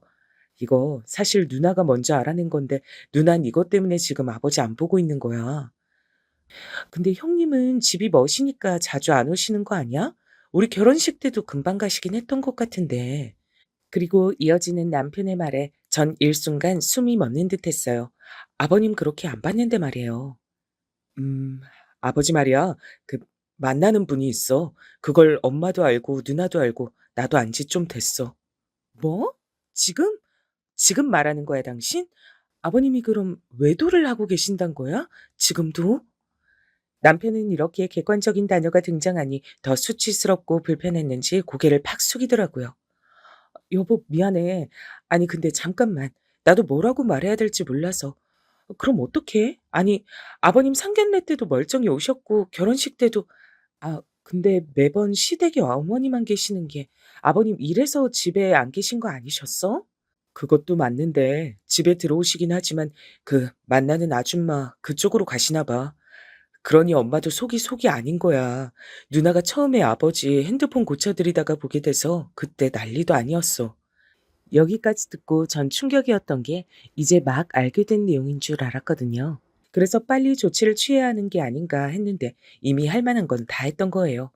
그래서인지 이 말을 하는 남편의 표정도 똑같이 어머니처럼 그림자가 짙더라고요. 아마 당신이 생각할 법한 것들은 다 해본 것 같아. 누난 웬만한 내용들을 다 알게 돼서 처음에 아버지랑 심각하게 한판 붙었었어. 그때 아버지는 그렇게 죽자 사자 하는 외동딸이 뭐라 하니 잠깐 기가 죽었지. 제일 불쌍한 건 엄마야. 엄마의 의견은 안중에도 없으시더라고. 잠깐만. 나 이해가 안 되는 게 한두 가지가 아니야. 그럼 자식들이 알고 그 난리를 쳤는데 아들까지 장가 보내고도 지금 두 집 살림을 하시는 거야? 그 상대쪽 여잔 나이가 어떻게 되는데? 많이 어려? 남편은 이때 고개를 절레절레 졌는데 참 세상 요지경이더라고요. 나 진짜 그때 따라가고 싶지 않았는데 누나 따라서 가서 얼굴 보고 왔어. 우리 아버지랑 한두 살 차이 날까 싶은 70대 어른이야. 그니까 기가 막히지. 뭘로 아버지를 구워 삶은 건지 말로는 무슨 등산 모임에서 만났다 그러더라고. 아니, 노인네들이 참. 그러니 전 여기까지 듣고 마음이 너무 복잡한 거예요. 사실 우리 어머니가 무뚝뚝하셔서 그렇지 은근 잔정이 많으시고 잘 챙겨주시거든요. 친정 엄마가 계단에서 구르셔서 다쳤을 때도 뼈에 좋다고 직접 곰탕도 구워서 보내주시고 그랬어요. 어머니, 저희 엄마가 너무 감사하다고 평소 사골 좋아하는데 손 많이 가서 안 해드신다고 따로 뭐라도 좀 보내드리고 싶다고 하셔서요. 제가 주소 보내드려도 될까요? 이러면 어머니는 한사코 거절하시는 분이었어요. 아니야, 아니야, 됐어. 나 먹으려고 끓인 건데 너무 많아서 그쪽에 보낸 거야. 계속 그렇게 주거니 받거니 하면 이것도 부담돼서 못해. 그냥 아무것도 하지 마시라 그래. 드시고 기운 차리면 그걸로 끝이지 뭐. 나 불편하니까 그런 거 절대 알려드리고 그러면 안 된다. 이렇게 소탈하시고 사람한테 패 끼치는 거 싫어하시는 분인데 그래서 외려 제가 더 어머니를 어려워하고 불편해할 때가 있어요. 도통 뭘 원하시는지 알 수가 없고 전 늘 일방적으로 받는 입장이 되니 괜히 죄송하고 그럴 수밖에 없잖아요. 근데 그런 어머니에게 저런 충격적인 사건이 있었다니 마음이 도통 놓이질 않았어요. 그럼 지금 어머니는 계속 힘드신 상태구나. 설마 당신 결혼할 때까지 참으신 거 아니야? 그게 아버지가 진짜 너무 이해가 안 돼. 나는 나까지 손절할 수 없어서 순서가 밀린 것뿐이지. 나도 맘 같아선 아버지랑 영 끊고 살고 싶다니까. 누난 엄마 불쌍하다고 아버지랑 아예 완전히 끊어버렸어. 근데도 아버진 계속 저렇게 홀려서 그 집 왔다 갔다 하시잖아. 실은 누나가 이혼까지 하라고 그렇게 얘기했거든. 여기에 눈이 펄쩍 뜨인 저는 그 뒷일이 궁금해서 입을 다물고 있었는데요. 젊은 애들이건 중년이건 노년이건 간에 어딘가에 눈이 뒤집어지면 참 처참하더라고요. 근데 아버지가 뭔 심본진 몰라도 자기 사전에 절대 이혼은 안 된다는 거야. 사실 아버지도 약간 억하심정이 있었던 것 같아. 그 아주머니를 생각해서가 아니라 이렇게 책 잡혀서 이혼하게 되면 재산도 떼줘야 되고 자식들이랑도 못 보고 말년에 불명예스럽다고 생각하겠지. 너무 어이없는 게 또 그런 설계를 그 아주머니가 해주고 앉았더라고. 여기까지 들으니 이제 제가 다 혈압이 오르더라고요. 나이 70이나 먹어서 별 미친 늙은 여우가 다 있다 싶었어요. 여기까지 들으니까 내가 다 화가 날 정도네. 어머니가 맨정신에 견디신 게 용하게 느껴질 정도인데, 근데 어머닌 어떻게 하고 싶으신 거야? 나도 모르겠어. 그냥 이렇게 엄마 비위만 맞추고 있을 뿐이지. 나도 결혼해서 내 인생 잘 살아야 되는데 엄만 엄마대로 걸리고 당신한테도 미안하고 그냥 여러 가지 감정을 느껴. 사실 나랑 누난 엄마가 안쓰러워서 우리 딴에 머리도 굴려봤어. 아버지를 왕따 시킨다든가. 저는 그것도 제법 효과적이라고 생각했는데 아니었나 봐요. 아버진 우리끼리 뭉칠수록 그 아주머니네 놀러 갈 시간이 넘쳐나니까 더 그쪽 가서 사시는 거야. 그러니 엄만 더 우울할 수밖에. 평생 없이 살고 그렇게 아껴가면서 자식들 키워놨는데 아버지만 뺀질하게 얼굴은 윤이 나고 비슷한 또래 아주머니랑 바람나니 힘드실 거야. 여기서 전 아주 개인적인 의문이 생겨 물어봤어요. 그럼 당신도 혹시 그분 얼굴 봤어? 아닌가? 볼 일이 없었으려나? 왜 없었겠어? 누나랑 같이 쫓아가서 본 적 있지. 아주 곱상하게 생기셔가지고 왜 우리 아버지를 만나는지 모를 정도였다니까. 남편 말론 그냥 귀티나는 할머니였다곤 하는데 참 그 나이 먹어서 그렇게 눈 맞을 일이 뭔지 모르겠더라고요. 아무튼 이때 결론은 완전히 고구마가 되어 아버님만 살판이 나신 상황이더라고요. 제 앞에선 세상 그렇게 자애롭고 인자해 보이시던 아버님인데 그런 모습을 갖고 계실 줄 몰랐어요. 저희 친정엄마도 이 사실을 듣고 너무 속상해 하시더라고요. 옛날에야 그런 일들이 많았다지만 요즘도 내 세대에 나이 처먹고 그런 인간들이 있을 줄 몰랐다. 딱 그 꼴 아니야. 네 외할머니도 그래서 고생하고 병 얻으신 거 아니니. 그래도 외할아버진 지은 죄가 많아서 오래 못 사시고 가시긴 했다만 사실 이것도 참 별로긴 한데 엄마 말론 그 시대엔 큰어머니, 작은어머니 하며 첩들이 아예 방을 차지하고 살았다고 하는 거예요. 뭐 지역별로 다를 수도 있지만 그렇게들 살던 시대였어. 우리 집도 그랬고. 난 그 작은 엄마네 따라다니던 오빠가 아직도 잊혀지질 않아. 나중에 병 얻어서 죽었다지. 난 천벌 받은 거라 생각해. 외할아버지가 진짜 모질고 못된 게 어떻게 첩자식 밥까지 챙겨 먹이라고 하니? 그렇게 술이나 드시고 헛짓하시니 오래 못 살고 가신 거지. 첩도 첩자식도 편히 못 살고 말이야. 이런 뒷얘기까진 몰랐는데 들어보니 정말 절망적이긴 하더라고요. 아무튼 엄마 말 맞다나 요즘 시대에도 이렇게 맘고생하고 아무것도 못하시는 어머니가 너무 안쓰러웠어요. 그러고 한 6개월쯤 지나 저희에겐 예쁜 아기 천사가 찾아왔고요. 그러다 보니 저도 시댁에 신경 쓸 새가 없었답니다. 남편도 그때 대장에 뭐가 있다고 해서 간단히 수술도 하고 서로 건강 챙기고 하느라 정신 없었어요. 하지만 임신 소식에 무척 기뻐해 주셨던 어머니 그제서야 좀 살 소망이 있다고 하시더라고요. 내가 진짜 인생에 낙이 하나도 없었는데 우리 정민이 얘기라고 하니까 너무 기대가 되고 행복하네. 얼른 보고 싶다 나도. 그러시면서 저한테 내내 뭐 먹고 싶은 것이 없는지 저 먹을 거 챙겨다 주시고 했어요. 나도 옛날 사람이라 너무 뒤처진 걸 수도 있는데 내가 애들 낳을 땐 그렇게 속꼬리 구워 먹고 뭐도 하고 그랬어. 너도 사골 잘 먹니? 그러시면서 하나하나 다 물어보고 해주시고 저도 중간엔 염치불구하고 부탁도 드렸어요. 사실 어머니는 제가 뭐 만들어 달라고 하면 좋아하셨거든요. 어머니, 저 요즘 어머니 김치찌개가 너무 먹고 싶어요. 그 돼지고기 앞다리살 팍팍 넣은 거요. 그렇게 말씀드리니 기분 좋게 한 솥을 끓여다 가져다 주셨고 잘 얻어먹고 아기도 잘 낳아서 집으로 왔답니다. 그러고 얼마쯤 지났을까요? 제가 한창 육아일기를 쓸 무렵이니까 아기 한 50일쯤 지났을 무렵인데요. 이때 저는 남편으로부터 청청병력 같은 소리를 듣게 되었어요. 여보, 엄마가, 엄마가 암이래. 누나가 지방에서 급히 올라와서 같이 가드렸는데 상황이 심각해. 저도 이때 늦게 여기저기 연락이 다 어머니의 상태를 알게 됐는데요. 이미 많이 조치가 늦은 시한부 상태란 걸 알고 얼마나 놀랐는지 몰라요. 남편은 어찌할 줄 몰라 착잡해하고 밤마다 잠도 못 자고 내내 침울한 얼굴이 됐죠. 참 웃긴 게 그동안 그렇게 코빼기도 안 비추고 집에 잘 안 오던 아버님도요. 심각한 상황이 돼서 그런지 그땐 슬슬 드나드시더군요. 엄마 이번에 항암 때 아버지가 옆에서 왔다 갔다 하시긴 했는데 그것도 진짜 못 볼 꼴이야. 누나랑 아버지랑 서로 안 마주치려고 피해 다니는데 이게 뭔 짓인지. 게다가 아버님은 눈치도 참 너무 없으셔서 이때 마주친 저에게 이런 말씀까지 하시는 거예요. 아이고 우리 며느리. 그래 우리 민우도 잘 크고 있지? 민우 사진 좀 보내봐라. 아주 여기저기 자랑하고 싶은데 정민이 노통 보낼 줄 몰라. 아, 네, 아버님 보내드릴게요. 저도 요렇게 말은 하면서 참 기분이 별로더라고요. 평생을 그렇게 헌신하며 살아온 아내가 오늘 내일하고 치료를 하고 있는데 손주 사진 보내라고 들떠 있으시니까요. 그리고 이건 당시 저만 눈치챘던 건데 이때 아버님이 드나드신 것도 다 그 따로 만나는 분이 짜준 그림이더라고요. 제가 핸드폰 받아서 대신 영상이랑 사진 보내드리다가 의도치 않게 톡을 보게 됐는데요. 어휴, 가관도 아니네요, 진짜. 재관 씨, 가서 마누라 돌봐주고 인사도 하고 애들이랑도 얘기도 하고 그래요. 이제 얼마 안 있으면 갈 사람인데 얼마나 안 됐어요. 난 재관 씨가 더 안 됐어요.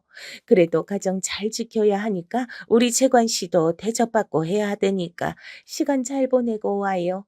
재관 씨 좋아하는 감자탕 끓여줄게요. 이야, 아주 대단한 위인이 납셨더라고요. 저도 그럼 안 되는데 위로 슬슬 올려보니까 둘이서 얼마나 어딜 놀러 다녔는지 춘천이며 어디며 놀러가서 찍은 사진들이 쭉쭉 나왔어요. 이걸 남편한테 말해야 되나 고민하다 참았는데요. 시간이 좀 흘러 그날이 되니 도저히 못 참겠더라고요. 여기서 말하는 그날은 그렇게 마음고생하시고 고되게 사셨던 저희 어머니가 소천하신 날이에요. 사람의 인생이란 게 참 거짓말처럼 눈앞에서 사라지더군요. 아프신 것도 충분히 봤고 사실상 어머니랑 알아온 시간이 그리 길지 않았는데도 실감이 안 났어요. 근데 그날 그 장례식장에 그 아주머니가 온 거예요. 저도 눈으로 직접 본 건 처음이지만 이전에 아버님 핸드폰으로 얼굴을 본 적은 있어서 그렇게 막 낯설진 않았답니다. 그런데 문제는 이날 장례식장에 우리 남편이고 형님이고 다 있었단 말이에요.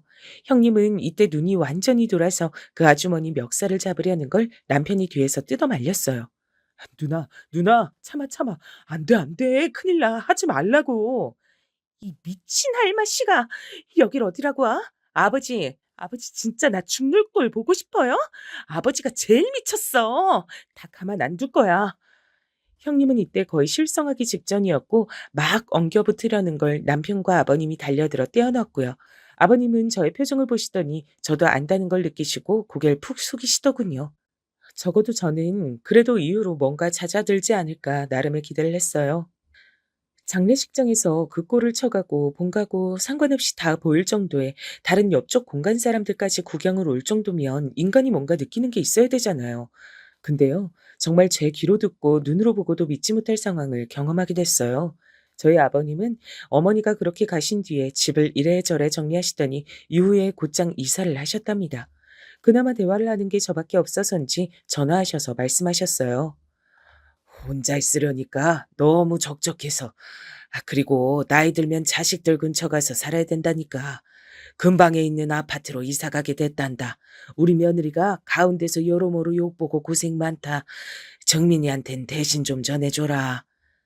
사실 전 아버님께 꼬박 연락받는 거 너무 불편한데 아버님은 아들마저 대면대면하니 자꾸 저한테 연락을 하시는 거예요. 그러면 똑바로라도 사시든가. 새로 기껏 만들었던 그 보금자리를 왜 그러고 사시는 걸까요?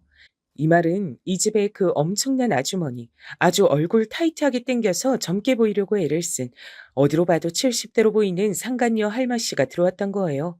이것도 아버님 입으로 직접 말씀을 하셨는데 듣고 너무 기가 막히더라고요. 아버님, 저기 그분이 같이 들어오신 거예요? 그러면 아무래도 저희 남편이랑 같이 찾아뵙긴 힘들 것 같은데요. 그런데 여기서부턴 아버님도 슬슬 화를 내시더라고요. 대체 노년에 왜 이렇게 욕심이 많으신 걸까요? 정말 사람의 욕심은 끝이 없는 것 같아요. 그니까 며느리 네가 그런 역할을 좀 해줬으면 좋겠어서 연락한 거 아니냐. 너도 알다시피 내가 유진이랑은 안 보고 산지 좀 됐다. 그 와중에 남은 거라곤 아들 정민이 뿐인데 아들 녀석네라도 내가 자주 왕래가 있어야지. 전 솔직히 아버님이 우리 아빠였다면 정말 못할 말 할 말 다 했을 거예요. 이 순간에 왜 형님이 본인 아버지랑 연 끊고 사는지 100번 이해가 되겠더라고요.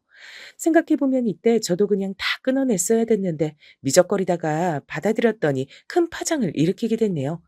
아버님은 번번이 손주랑 시간을 보내고 싶다면서 호출을 하시는 거예요. 그리고 그 집에는 두 번 말하면 입 아플 정도로 그 상간녀 할마씨가 있었죠. 아버님은 영춘 씨라고 부르셨으니까 저도 영춘 아줌마라고 명명할게요. 이놈의 영춘 아줌마가 말이에요. 안과 밖으로 어떻게 아버님을 구워 삶았는진 모르겠지만 저한텐 처음 보자마자 대뜸 말을 놔버리는 거예요. 저기 이름이 뭐라 그랬더라? 나도 편하게 이제 이름 부르고 싶어서. 나는 시어머니랑 며느리랑 따분하게 지내는 거 싫어. 나한테 시엄마라고 해도 돼. 내 친구들도 며느리한테 다들 엄마니 딸이니 하면서 지내더라고. 아니에요. 그렇게 호칭하긴 조금 어렵네요. 저도 그냥 민호 엄마라고 부르시면 돼요. 전 제가 알아서 할게요. 그랬더니 갑자기 표정이 표독스럽게 변하더니 우리 남편 눈은 쳐다보지도 못하는 주제에 말을 막 하더라고요. 어머, 우리 며느리 생각보다 되게 기가 세네. 아버님이 그러라고 부르는 게 아닐 텐데 말이야. 있잖아. 뭘 모르나 본데 나한테 그렇게 막 하면 안 돼. 이제 내가 그쪽 시아버지랑 같이 사는 사람이야. 그럼 뭐겠어? 시어머니지. 불편하지 말라고 먼저 편하게 해주겠다는데 아랫사람이 그렇게 말하면 안 되는 거야. 저 말발로 조곤조곤 아버님을 구워 삶고 튀기고 별걸 다 해먹었구나 싶어 아주 절로 혀를 내두르게 됐답니다. 그런데 너무 웃기는 게요. 저 다음날 아버님한테 불려가서 혼난 거 있죠? 아주 웃기지도 않아요, 진짜. 민우애미야, 너 왜 우리 영춘 씨한테 그렇게 날쌔게 대하냐? 이제 같이 살고 이 사람 말이 뭐 그리 잘못됐어? 나랑 같이 살면 부부고 네 시엄마가 되는 게 맞는 거지. 당장 갑자기 바꾸려니까 어색하고 할지 몰라도 어머니라고 불러라. 영춘 씨가 아주 많이 서운해한다. 와, 저는 무슨 옛날에 집 나갔다 돌아온 아빠랑 같이 살게 된 마냥 어머니 계실 때 연락도 없고 잘 얼굴도 안 비추시던 시아버지랑 자주 보게 된 것도 불편하거든요. 근데 무슨 상간녀 할머니를 끌고 들어와선 시어머니라고 부르라니 이건 남편이 봐도 못할 짓이잖아요. 근데 이때 아버님이 너무 비겁하게 한수를 두시더라고요. 아마 정민이도 싫어하고 서로 불편할 거 한다. 근데 상황이 이렇게 된 걸 어쩌겠어. 간 사람은 가고 사는 사람들은 또 살아야지. 계속 이렇게 자식들이 척을 지니까 살 수가 있나. 이런 말까지는 안 하려고 했다만 영춘 씨네 아들, 딸이 얼마나 나한테 잘하는지 아냐? 좀 극단적으로 말해서 자꾸 이런 식이면 나도 재산 못 물려준다 전해라. 생각들이 없어 생각이. 이야 참 부모가 말년에 수치를 저지르고선 자식에게 돈을 인질 삼아서 강제 효도를 요구하다니 이게 뭐예요 정말. 게다가 그 재산은 아버님 혼자 일구신 게 절대 아니란 말이에요. 저희 엄만 여기까지 듣고 답답해서 가슴을 치셨어요. 내가 볼 땐 니네 시어머니 잘못이 크다. 아니 아니 지금 그 미친 옆했네 말고 돌아가신 네 시어머니 말이야.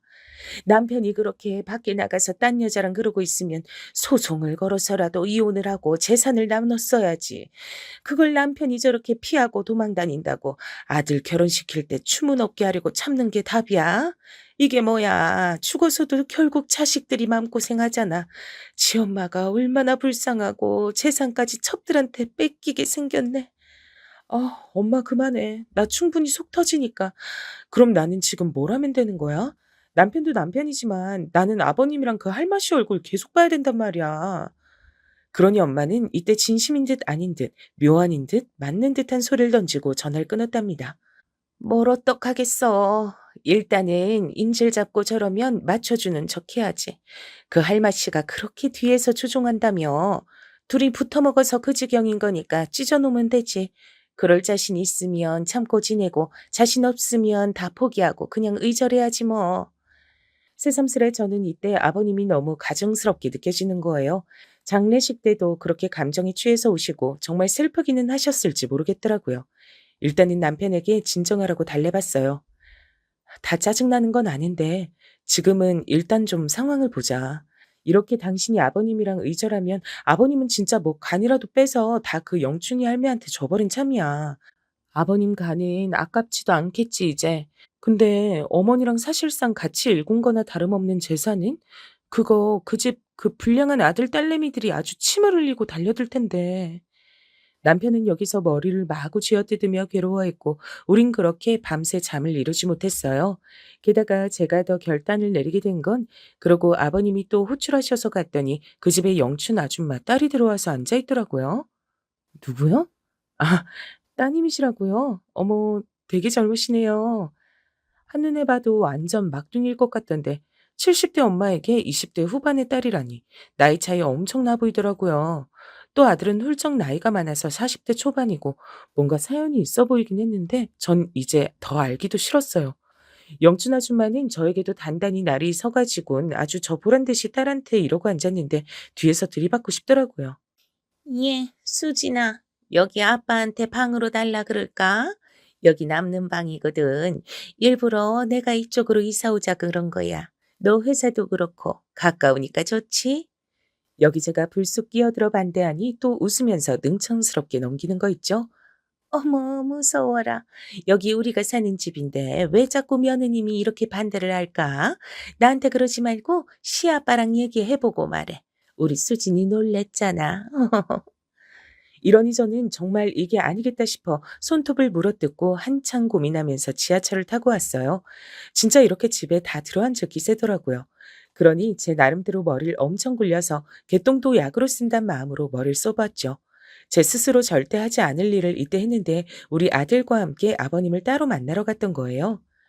민호애미 네가 웬일이냐. 이렇게 따로 데이트를 하자고 신청을 하고. 나야 민우도 보고 우리 며느리랑도 시간 보내니 너무 좋다.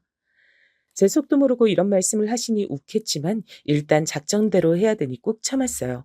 초반이니 너무 기대는 안 하면서 슬슬 연막전을 펼쳐봤답니다.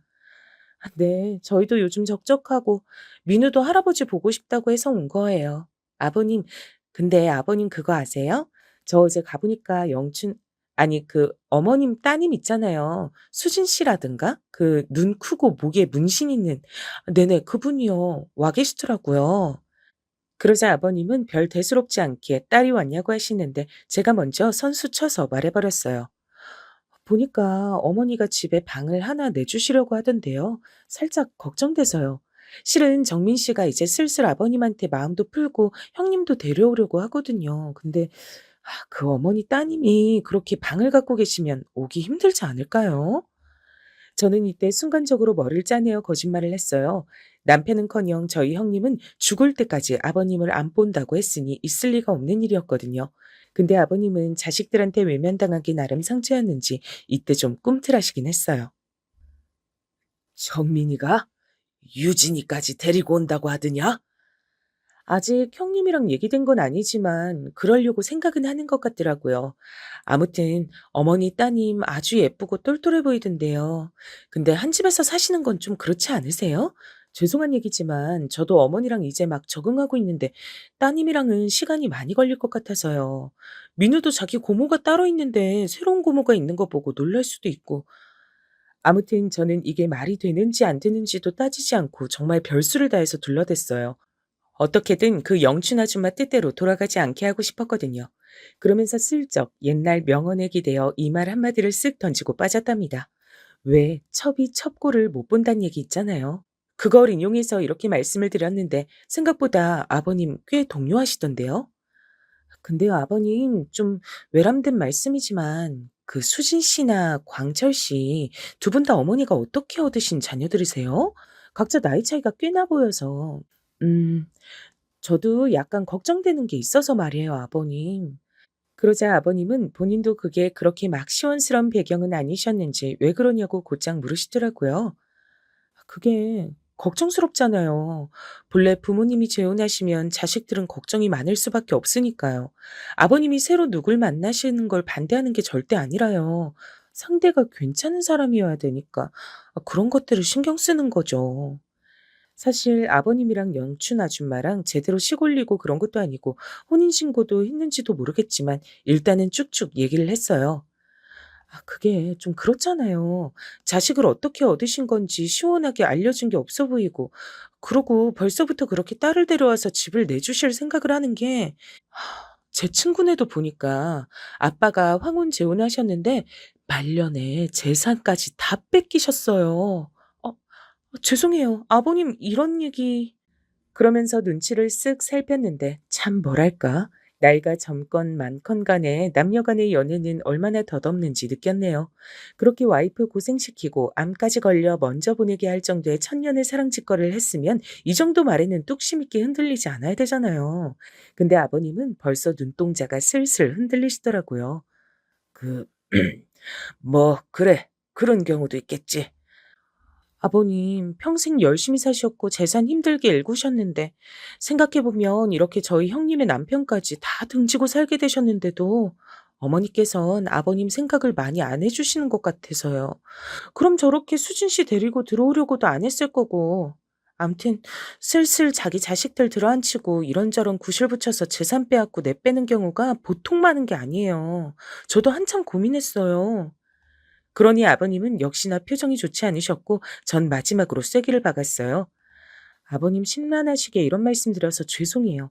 이건 비밀로 해주셨으면 좋겠어요. 어머니가 들으셔서 좋아하실 얘기가 아니고 또 그런 분이 아닌데 괜히 불편하실 수도 있으니까. 아무튼 그럼 또 들릴게요, 아버님. 그러고 나와서는 나름의 수학은 있다고 생각을 했답니다. 그러고 분위기를 보아하니 아버님께선 진짜 영춘 아줌마한테 얘기를 안 하신 것 같더라고요.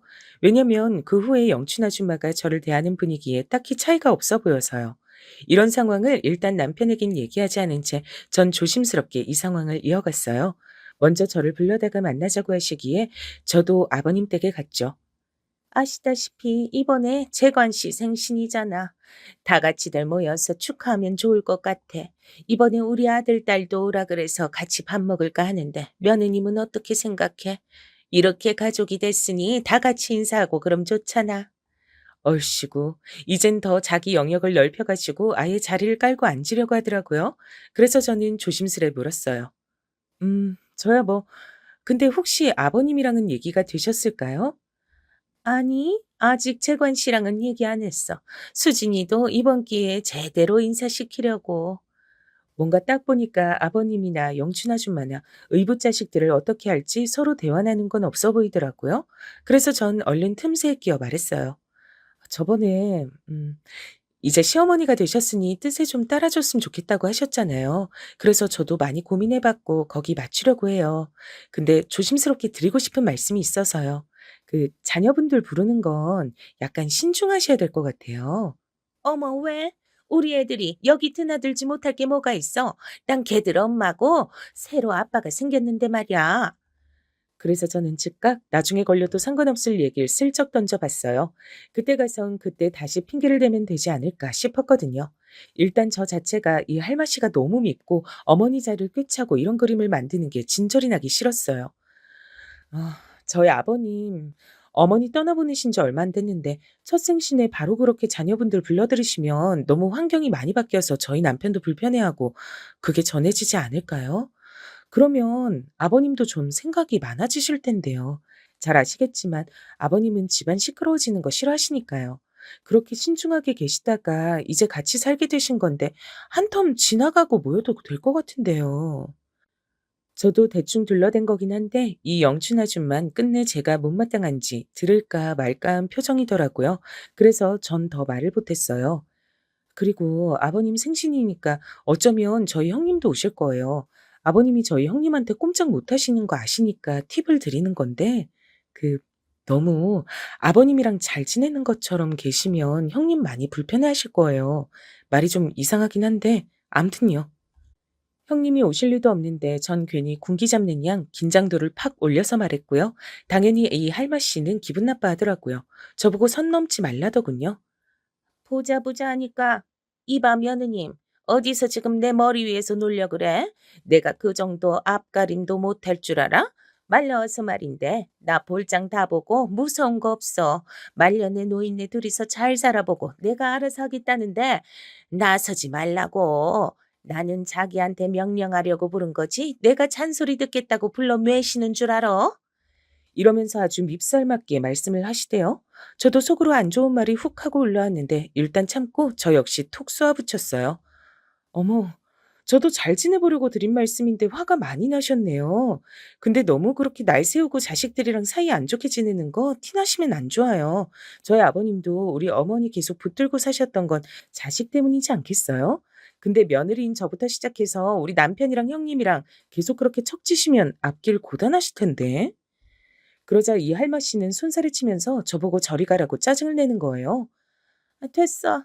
이제 그쪽이랑 볼 일 없으니까 가봐. 원. 오냐 오냐 하고 들어줬더니 아주 기고만장 괘씸하기 짝이 없네. 날 아주 손바닥 안에 놓고 갖고 놀라 그러네. 웃겨서 아주. 저도 이때 눈 하나 깜짝 안 하고 진짜 너무 얄밉고 열이 확 올라서 따다다 차분하게 반박했어요. 어머, 이 집은 어머니만 사시는 집이 아니에요. 전 며느리로서 아버님 챙기러 온 건데. 그렇게 가라 마라 어째라 하시면 안 되는데. 말씀드렸잖아요. 자식들이랑 자꾸 이렇게 트러블 생기면 어머니만 곤란하시다니까요. 전 시집 온 이래 계속 어머니랑 잘 지냈고요.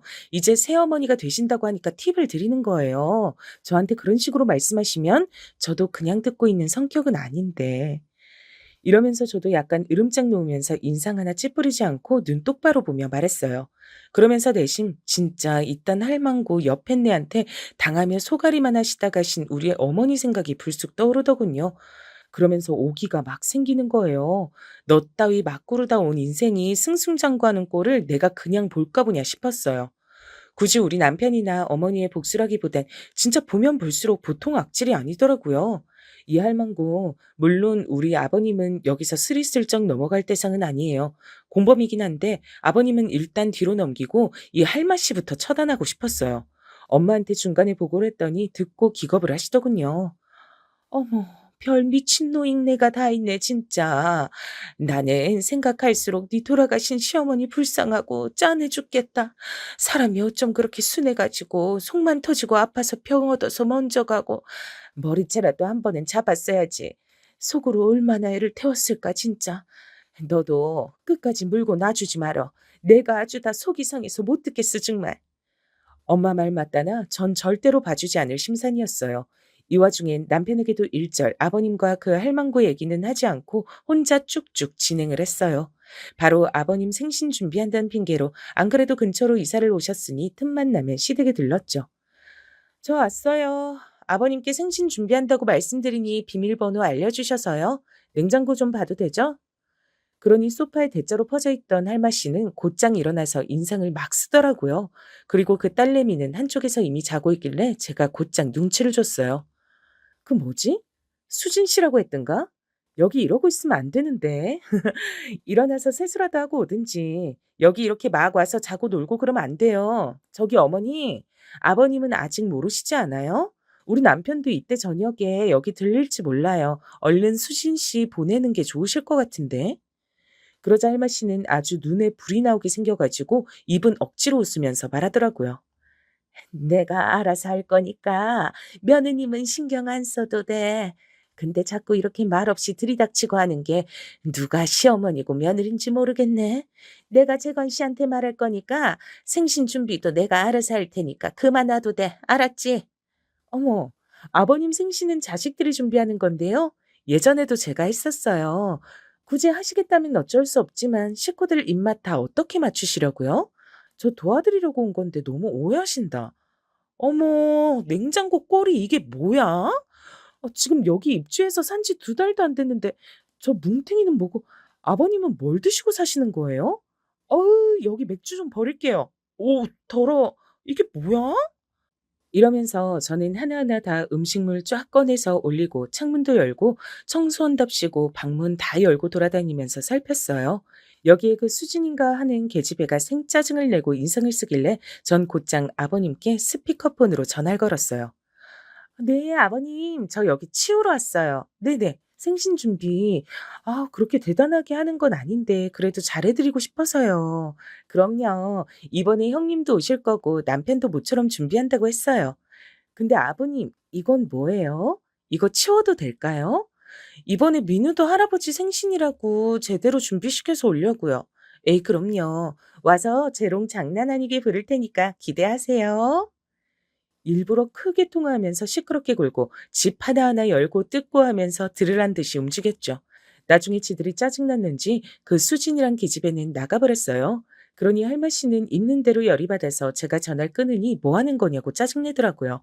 그래서 저도 슬슬 화나니까 은근 긁어댔어요. 그나저나 저희 아버님보다 2살 누나시라면서요? 요즘 할머니들 얼굴에 뭐 많이 맞으시던데 그런 건 안 하시나 봐요. 어린 남자 만나면서 외모 신경 쓰셔야지.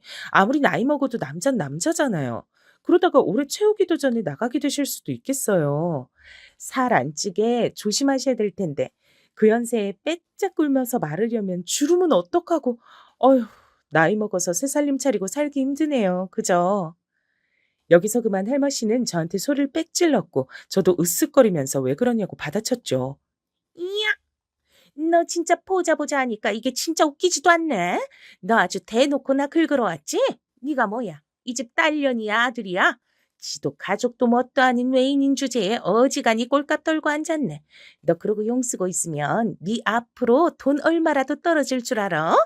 딸년 물리치니까 아주 괴물 같은 며느리가 와가지고 더 진상이네 진짜. 너 적당히 까불어. 그래서 저는 이때다 싶어 다시 약을 올렸어요. 이런 반응이 나오길 기다리고 있었거든요. 와, 저한테 이렇게 무섭게 말씀하시는 거 아버님한테 다 말해드리고 싶다. 아버님한텐 절대 안 보여주고 참고 사느라 얼마나 힘들어요. 그쵸? 멀쩡한 조강지처 놔두고 붙잡은 천년의 사랑이 이렇게 입이 험하고 다 낚아 채려고 하는지 절대 상상도 못 하실 텐데요. 아싸, 아버님한테 일러야지. 이러니 아주 개거품을 물고 저한테 달려들려고 하길래 전 얼른 막아들고 한마디 더 했어요. 죄송한데 이거 녹음하고 촬영했어요. 자꾸 저한테 은근히 말 못 듣게 하시고 아버님 앞에선 아닌 척 하시는 것 같길래 저도 살아남으려고 이렇게 했답니다. 요거 그대로 아버님한테 보낼 거예요. 어쩌실래요? 뭐? 야, 너 장난하지 마. 니깎기 뭐라고? 그러자 전 앞에서 핸드폰을 흔들며 다시 말했어요. 농담 아닌데요? 요거 그대로 틀어놔드릴까요? 엿장수가 엿하려고 노래하는 양 아주 구수하게 녹음됐을 거예요. 이 정도로 무너지지 않을 사람이면 저도 응원해드릴 텐데 아까 막말하신 게 너무 많아서 가능할까 모르겠어요. 아, 그리고 이거 증거로 해서 두 분 아직 혼인신고도 안 하셨다면서요? 상간 소송도 생각 중이에요. 우리 어머니 자식들이랑 저 너무 우습게 보지 마세요, 할머니. 이러니 할마 씨는 반쯤 정신이 나간 표정이더라고요. 그래도 혹시나 이 자리 계속 붙어서 약 올리다간 사단이 날까 싶어 전 얼른 락앤락통만 쇼핑백에 재빠르게 담아서 나왔어요. 안녕히 계세요. 이러고도 남아 계시면 겁도 없으신 걸로 알고 빠르게 소송할 거예요. 제발 알아서 제 발로 나가주시면 못 본 척 해드릴게요.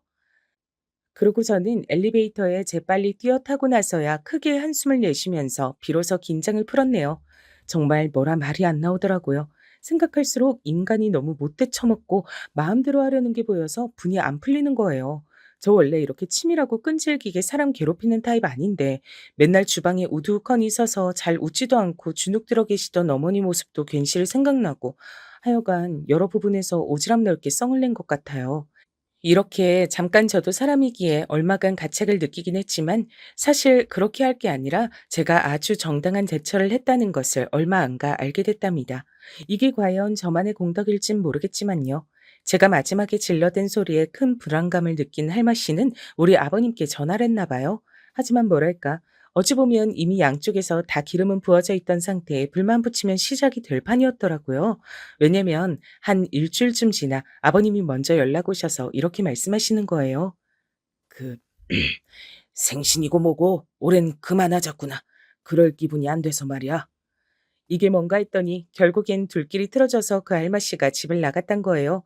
근데 또 꼴에 완전히 나간 것도 아니고 떨어져서 생각을 하기로 했다나요? 전 여기 완전히 줄을 끊어버리고 싶어서 다시 심호흡하고 말씀드렸어요. 아버님, 솔직히 그분 이제서 말씀드리는 거지만 되게 야심을 갖고 계시는 분이더라고요. 남편도 엄청 고민이 많아요. 그분이랑은 이렇게 정리하시는 게 맞을 것 같아요. 나이 들어 만난 인연이 과연 자식들보다 더 마지막을 지켜줄까요? 게다가 그분은 본인 자식들을 하나 둘 데려와서 사실 생각을 하시던데 결국 이렇게 되어 아버님은 모양이 어떻던 간에 그 질기고 독하고 제 기준 아주 추접하게 느껴졌던 인연을 끊어내셨어요. 그리고 한동안 조용히 사시다가 얼마 뒤 연락이 또 오시긴 했는데요. 남편은 이렇게 말하더군요. 나는 그냥 이렇게 살다 죽을래. 엄마가 마음에 남아서 앞으로도 아버지 못 볼 것 같아. 나중에 마음이 변할지도 모르겠지만 글쎄. 아무튼 안 만나고 싶고 그런 내용 나한테 안 전해줘도 돼. 이렇게 되어 아버님은 마지막 남은 희망이었던 아들에게마저 외면을 당하셨죠. 이러니 저러니 상간녀에게도 버림받고 상간녀도 쫓기듯 도망 나갔고 그렇게 죽고 못 살던 그들에게 낙원은 없었네요. 여러모로 씁쓸하지만 어쩌겠나요? 전 그 할맛이 약 올리고 쫓아낼 때도 도끼가 차있긴 했지만 아버님이라고 마음 편하시길 바라진 않았어요. 엄연히 이 상황에 아버님은 피해자가 아니잖아요. 외롭게 가신 어머니를 생각하면 남편의 말을 빌려보자면 아버님도 외롭게 마무리하시는 게 맞지 않을까 생각됩니다. 조강지처를 버리고 자식들 속을 그렇게 찢어내셨으니까요. 앞으로도 저희는 이렇게 살아가게 될 것 같아요. 다소 무거운 얘기였지만 여기까지 들어주셔서 감사합니다. 모두 건강하세요.